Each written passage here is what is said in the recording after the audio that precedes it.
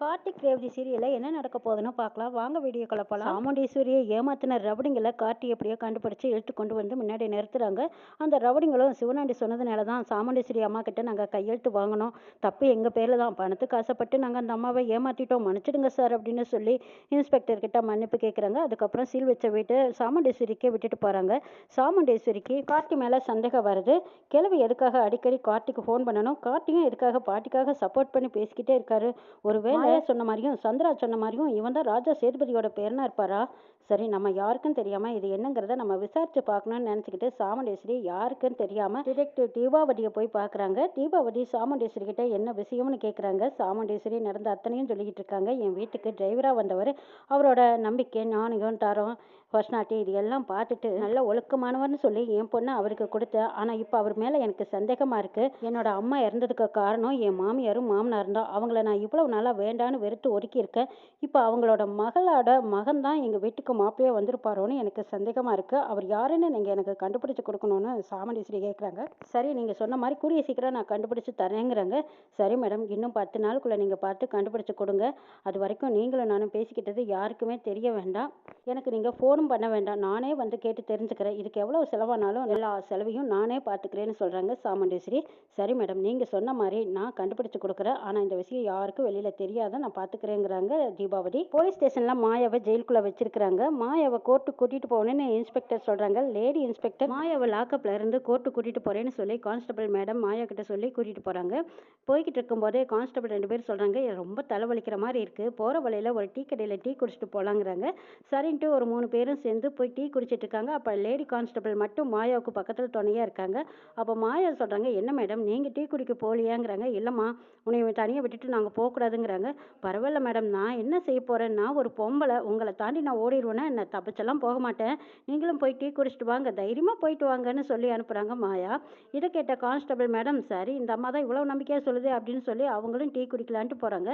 அங்கே கான்ஸ்டபிள் கேட்குறாங்க, என்னம்மா அக்யூஸ்ட்டை விட்டுட்டு நீங்கள் பாட்டுக்கு வந்துட்டீங்க, அவங்க தப்பிச்சிட்டா என்ன செய்யறதுங்கிறாங்க. சார் அப்படியெல்லாம் தப்பிச்சு போக மாட்டாங்க, டீ குடிக்கிறதுக்குள்ளே அவங்க எங்கே போயிடுவாங்க, அதெல்லாம் எங்கேயும் போக மாட்டாங்க சார் அப்படின்னு அவங்களும் டீ குடிச்சிட்டு போய் பார்க்குறாங்க.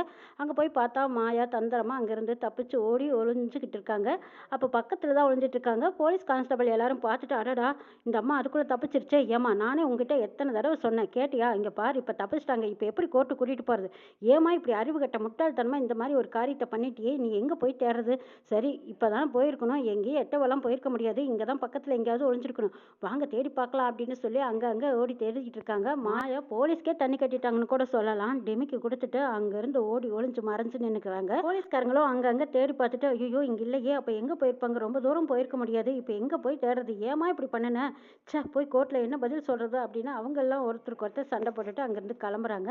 மாயா, ஆஹா அருமையான சான்ஸு, இப்படி ஒரு ஏமாளி பொம்பளை இப்படியே இருந்தால் ரொம்ப நல்லா தான் இருக்கும்னு நினச்சிட்டு இப்போ நம்ம குறுக்கள் நீ ரேவதியை கைப்பிடிக்க வேண்டியதா அப்படின்னு நினச்சிக்கிட்டு மாயா ரேவதியை தேடிட்டு போகிறாங்க. மாயா ஏற்கனவே முன்னெச்சரிக்கையாக ஒரு குழியை தோண்டி துப்பாக்கியை மறைச்சி வச்சுருந்துருக்காங்க. அந்த இடத்துக்கு போய் அந்த குழியை தோண்டி துப்பாக்கியை கையில் எடுத்துக்கிறாங்க.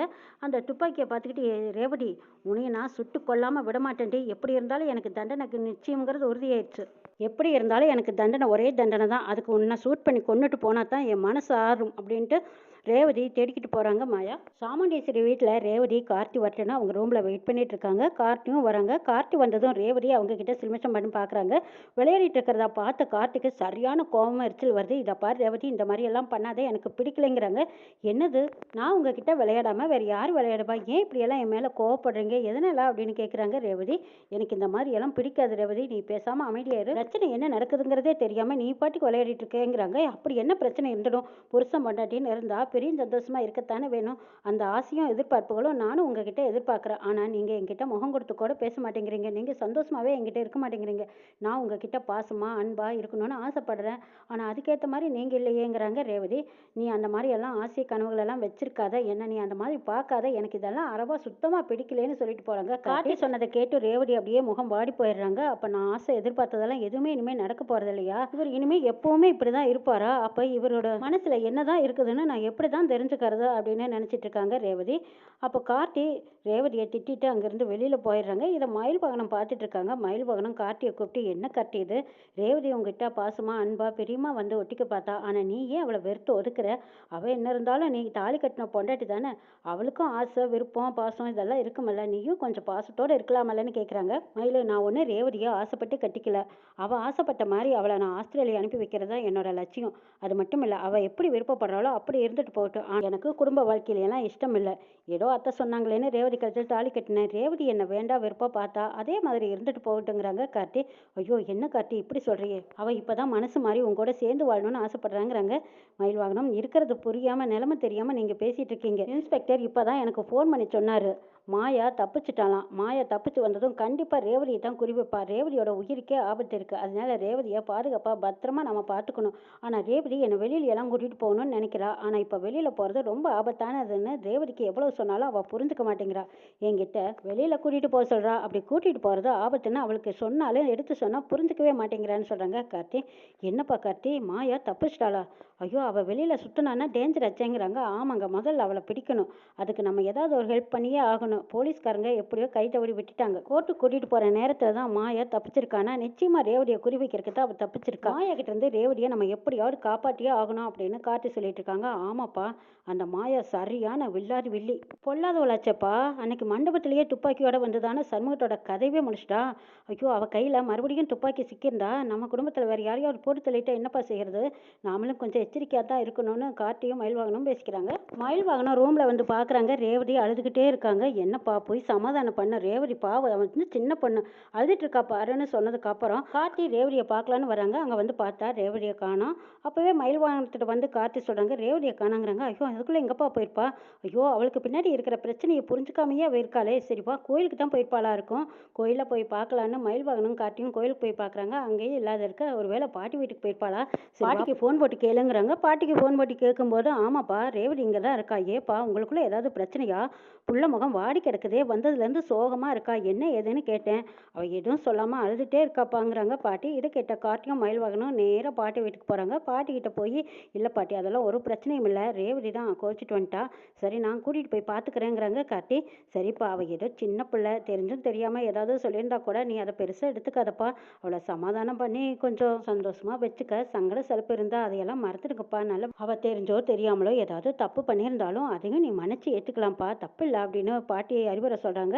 கார்த்தியும் சரி பாட்டி அதெல்லாம் நான் பார்த்துக்கிறேன்னு சொல்லிட்டு ரேவதி அங்கேருந்து கூட்டிகிட்டு போகிறாங்க. ரேவதியை கார்த்திக் வீட்டுக்கு கூட்டிகிட்டு வராங்க. அங்கே சாமுண்டீஸ்வரி பார்க்குறாங்க. என்ன ரேவதி இந்த நேரத்தில் எங்கே போயிட்டு வந்தேங்கிறாங்க. ரேவதி எதுவுமே பேசாமல் இருக்காங்க. என்ன ரேவதி, நான் உங்ககிட்ட தான் கேட்டுட்டு இருக்கேன், எங்கே போனேன்னு கேட்குறாங்க சாமுண்டீஸ்வரி. உங்ககிட்ட சொல்லியே ஆகணுமா, என்னோட ஃப்ரெண்டை பார்த்துட்டு வந்தேன்னு சொல்லிட்டு ரூமுக்கு போயிடுறாங்க. வெடுக்குன்னு பேசுனதை கேட்ட சாமுண்டீஸ்வரி, என்ன மாப்பிள்ளை இது, ஏன் ரேவதி கோவமாக இருக்கான்னு கேட்குறாங்க. ஒன்றும் இல்லை அப்படியே தலைவலிக்குதுன்னு சொன்னால் ஒருவேளை தலைவலியாக இருக்கும் போல இருக்கு, நான் மாத்திரை கொடுக்குறேன், ரெஸ்ட் எடுக்கட்டும், சரியா போயிடுன்ட்டு போகிறாங்க கார்த்தி. மாப்பிள்ளை நாளைக்கு கோயிலில் கொலு வைக்கிறாங்க, அதுக்கு நம்ம எல்லாத்தையும் வர சொல்லியிருக்காங்க, நம்ம குடும்பத்தோட எல்லாரும் கோயிலுக்கு போகலான்னு சொல்கிறாங்க சாமுண்டீஸ்வரி. சரி காலையில் எல்லாரும் கிளம்பி போகலான்னு சொல்கிறாங்க கார்த்தி. ரூம்குள்ளே போனதும் கார்த்தி ரேவதி கிட்ட சொல்கிறாங்க, என்ன ரேவதி உங்கள் அம்மா கிட்ட ஏன் இப்படி சரியாமல் பேசாமல் வந்த, கேட்ட கேள்விக்கு பதில் சொல்லாமல் வந்ததுனால அவங்க என்னத்தானே கேள்வி கேட்குறாங்க, நான் என்ன பதில் சொல்லுவேன், நீ ஏன் இப்படி நடந்துக்கிறேன்னு கேட்குறாங்க கார்த்தி. எனக்கு பேச பிடிக்கலன்னு அர்த்தம் அப்படின்னு கோவமாக இருக்காங்க.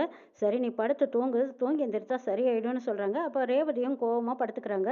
அப்போ குளிரில் நடுங்கிற மாதிரி இருக்குது. கார்த்தி போய் ஒரு பெட்ஷீட் எடுத்துகிட்டு வந்து ரேவதிக்கு போட்டி விடுறாங்க. ரேவதி தூங்குறத கார்த்தி பார்த்துக்கிட்டே இருக்காங்க. ரேவதிக்கு இந்த மாயானால ஆபத்து, எப்படியாவது போலீஸ் மாயாவை பிடிச்சிட்டாங்கன்னா பரவாயில்லன்னு நினச்சிட்டு இருக்காங்க கார்த்தி. பொழுது விடிஞ்சிருந்தும் எல்லாரும் கோயிலுக்கு புறப்படுறாங்க. சாமுண்டீஸ்வரி குடும்பத்தோட எல்லாரும் கோயிலுக்கு போகலான்னு போய்கிட்டு இருக்கும்போது அப்போ ரேவதி படிவிட்டு தாண்டும் போது வாசப்படியில் அவங்க கால் தட்டி விட்டுருது. அப்போ கார்த்தி வந்து விழுகாமல் பிடிச்சிக்கிறாங்க. ஐயோ என்னது, கோயிலுக்கு போகும்போதே ரேவதியோட கால் தட்டுது, ஏதோ அபசகுணமா எனக்கு தோணுதுங்கிறாங்க ராஜராஜன். சுவாதியும் ஓடி வந்து, ஆமாம் கோயிலுக்கு புறப்படும் போது அக்கா கால் தட்டுது, அக்காவுக்கு ஏதாவது நடந்துருமோன்னு எனக்கு பயமாக இருக்காதனால அக்கா வீட்டில் இருக்கிறதே நல்லதோன்னு என் மனசுக்கு படுதுங்கிறாங்க சுவாதி. சுவாதி பேசாமல் அமைதியாயிரு, அதெல்லாம் ஒன்றும் ஆகாது, கால் தட்டுனதுக்கெல்லாம் போய் சைனம் பார்த்துட்டு இருப்பாங்களா? ரேவதி நீ வேணா போய் மனசு திருப்திக்காக போய் தண்ணி வேணா குடிச்சிட்டு வா, கோயிலுக்கு தானே போகிறோம், கடவுளை கும்பிட போகும்போது கால் தட்டி விட்டால் அதில் எந்த தப்பும் கிடையாது. வேறு ஏதாவது ஒரு காரியத்துக்கு போகும்போது தட்டி விட்டால் அது சகனம் பார்க்கலாம், ஆனால் கோயிலுக்கு போக போதெல்லாம் அப்படி சகுனம் பார்த்துட்டு இருக்கக்கூடாது. ரேவதி நீ போய் தண்ணியை குடிச்சிட்டு வா, கிளம்பிக்கலாங்கிறாங்க. சாமுண்டீஸ்வரி சொன்னதுக்கப்புறம் ரேவதியும் போய் தண்ணியை குடிச்சிட்டு அங்கே அங்கேருந்து கிளம்புறாங்க. கார்த்தி மனசுக்குள்ள நினைக்கிறாங்க, ஒருவேளை மாயானால ரேவதிக்கு ஏதாவது பிரச்சனை ஆயிடுமா, நம்ம எதுக்கு எச்சரிக்கையா இருக்கணும்னு நினைக்கிறாங்க கார்த்தி. மயில் வாகனம் கார்த்திகிட்ட வந்து என்ன சகல இது கிளம்பும் போதே தடங்கல் ஆகுது, நீ தான்ப்பா பார்த்து ரேவதியை பத்திரமா கூட்டிட்டு வரணுங்கிறாங்க. நான் பார்த்துக்கிறேங்கிறாங்க கார்த்தி. அங்கேருந்து எல்லாரும் கோயிலுக்கு கிளம்பி போறாங்க. கொலு பூஜை ஆரம்பிக்கிறக்குள்ளேயே நம்மளே எல்லாரும் போகலாம் அப்படின்னு சொல்லி சாமுண்டீஸ்வரி குடும்பத்தோட எல்லாரும் கோயிலுக்கு போயிருக்காங்க. அங்கே மாயா ரேவதியை தேடிக்கிட்டு அங்கே கோயில் பக்கம் தான் வந்திருக்கிறாங்க. கையில் துப்பாக்கியோட மாயா வந்துட்டு இருக்காங்க. அன்னைக்கு வேணா என்கிட்ட இருந்து தப்பிச்சிருக்கலாம், அந்த சண்முகம் பலியாடாயிட்டான். ஆனால் இந்த தடவை என் குறியிலிருந்து இந்த ரேவதி தப்பிக்கவே முடியாது. இன்னைக்கு அவளை சுட்டு கொல்லாமல் விடமாட்டேன், பொசுக்காமல் விடமாட்டேன்னு ஆக்ரோஷமாக கோவமாக வந்துட்டு இருக்கிறாங்க மாயா. மயில் வாகனம் கார்த்திகிட்ட வந்து சொல்கிறாங்க, இதை பாரு சகல, கண்டிப்பாக இந்த மாயா கோயிலுக்கு வந்திருக்கிறது தெரிஞ்சால் நிச்சயமாக இங்கே வருவா. நம்ம கண்ணும் கருத்துமாக பார்த்துக்கணும். உங்கள் கண்ணில் பட்டினாலும் சரி, என் கண்ணில் பட்டாலும் சரி, இந்த மாயாவை பிடிச்சிடணும். நிச்சயமாக அவங்க வர்றதுக்கு தான் அதிக வாய்ப்பும் சான்ஸும் இருக்குது. மாயா எங்காவது இருக்காளான்னு நம்ம எந்த நேரமும் கண்ணும் கருத்துமாக தேடிக்கிட்டே இருக்கணுங்கிறாங்க மயில் வாகனம். ஆமாம் மயில், நீங்கள் சொல்கிறதும் சரிதான். ரேவதி இங்கே வந்திருக்கிற விஷயம் நிச்சயமாக மாயாவுக்கு தெரிஞ்சா இங்கே வருவா. தப்பிச்சிருக்கிறான்னா நிச்சயமாக ரேவதியை போட்டுத்தல இருக்கு தான் அவள் தப்பிச்சு வந்திருக்கா.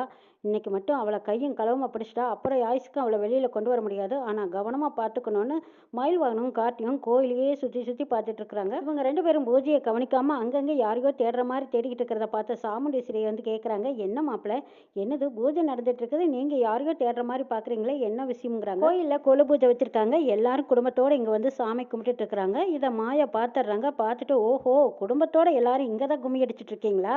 அடியே ரேவதி, என்னையும் மகேஷையும் நீ பிரிச்சுட்டு நீ மட்டும் கார்த்திகோட சந்தோஷமா இருந்துடுவியா? நான் விட்டுருவேனா? என் கையால் தாண்டி உனக்கு என்னைக்கு இருந்தாலும் சாவு, அது இன்னைக்கு நடக்கத்தான் போகுது. என்கிட்ட இருந்து இன்னைக்கு நீ தப்பவே முடியாதுன்னு மாயா அப்படியே ரேவதிக்கு குறி வைக்கிறாங்க. எல்லாரும் எவ்வளவு சந்தோஷமா இருக்கிறீங்க, இன்னைக்கு உன் கதை முடிய போகுது இருடி அப்படின்ட்டு குறி வச்சிட்டு இருக்காங்க மாயா. சந்திரா கார்த்தியை பார்க்குறாங்க. கார்த்தி மயில்வாகனா ரெண்டு பேரும் யாரையோ தேடிட்டே இருக்கிற மாதிரி இருக்கிறத பார்த்த சந்திராவுக்கு சந்தேகமா இருக்கு. இவங்க ரெண்டு பேரும் என்ன பூஜையிலையும் கலந்துக்கல, வேற யாரையோ தேடுற மாதிரி இருக்கு, ஏதோ பிரச்சனையா அப்படின்னு யோசிச்சுட்டு இருக்காங்க சந்திரா. பிரச்சனை தான் நடக்கிறதுக்கு எங்க அக்கா தான் பாதுகாப்பா இந்த டிரைவர் பையன் சுத்திட்டே இருக்கான். என் புருஷன் சிவனாண்டியும் வெளியில அனுப்பிட்டான். இதுக்கப்புறம் இவனுக்கு யார் பிரச்சனை கொடுக்க போறா? ஆனா இவன் என்னமோ ஏதோ ஒரு சூழ்ச்சி பண்றான்னு மட்டும் நல்லா தெரியுதுன்னு சந்திரா கார்த்தியும் மயில்வானத்தையுமே நோட் பண்ணிட்டு இருக்கிறாங்க. அப்படி திரும்பி பார்க்குறாங்க. அங்கே மாயா நிற்கிறத பார்த்ததும் சந்திரா புரிஞ்சுக்கிட்டாங்க, ஓஹோ, மாயா கையில் துப்பாக்கியோட வச்சிருக்கா. அப்போ இங்கே ஏதோ ஒரு விபரீதம் நடக்க போகுது, அதைத்தான் இவன் கண்காணிக்கிறதுக்கு இப்படி தேடி தேடி பார்த்துட்டு இருக்கானா? என்ன நடந்தாலும் சரி, இந்த மாயா யாரை சுட்டு கொன்னாலும் சரி, அது நம்மளுக்கு லாபம்தான். அதை பார்த்து நான் சந்தோஷம்தான் பட போறேன். முக்கியமாக எங்கள் அக்கா கறியவே சுட்டு பொசுக்குனா கூட எனக்கு சந்தோஷம் தான் நினச்சிட்டு இருக்கிறாங்க சந்திரா. மாயா கையில் துப்பாக்கியோட கோயிலில் வந்து நிற்கிற விஷயத்தை இது உடனே சிவனாண்டிக்கிட்டேயோ முத்துவேல்கிட்டயோ சொல்லணும்னு சந்திரா முத்துவேலுக்கு சிவனாண்டிக்கு ஃபோன் பண்ணி இந்த தகவலை சொல்கிறாங்க. இது கேட்ட சிவனாண்டி, என்ன சந்திரா சொல்கிறேன், மாயா தப்பிச்சிட்டாளா? மறுபடியும் அவன் கையில் துப்பாக்கி இருக்குதா? அப்போ இன்னைக்கு உங்கள் குடும்பத்தில் யாரோ ஒருத்தர் அவள் போட்டு தள்ளத்தான் வந்திருக்கான் நினைக்கிறேன்னு சொல்கிறாங்க சிவனாண்டி. ஆமாங்க, அநேகமாக ரேவதியை தான் குறிவிச்சு வந்திருப்பான்னு நான் நினைக்கிறேங்கிறாங்க சந்திரா. ஆமாம் சந்திரா, ரேவதியை போட்டு தள்ளினாலும் சரி, உங்கள் அக்காவை போட்டு தள்ளினாலும் சரி, அதையும் தாண்டி அந்த டிரைவர் பையில போட்டு தள்ளினாலும் சரி, எல்லாம் சந்தோஷம் தானுங்கிறாங்க சிவனாண்டி. முத்துவேல் சந்தோஷப்படுறாங்க. இன்னைக்கு சாமுண்டீஸ்வரி வீட்டில் ஏதாவது ஒரு சம்பவம் நடக்க போகுது. ஆஹா, அதை நினைக்கும் போது எனக்கு ரொம்ப சந்தோஷமா இருக்கு. சாமுண்டீஸ்வரி இன்னைக்கு எப்படி இருந்தாலும் கதறி அழத்தான் போறேன், அதை நானும் வந்து பார்க்கத்தான் போறேன்னு சொல்லிட்டு இருக்காங்க முத்துவேலு. இங்கே காட்டி ரேவதியே சுற்றி சுற்றி வராங்க. ரேவதிக்கு சந்தேகமா இருக்கு, என்னது இவன் காலையில் என்கிட்ட அந்த திட்டுனா இப்போ என்னடானா என்னையே சுற்றி வர மாதிரி சுற்றி வந்துட்டு இருக்காரு.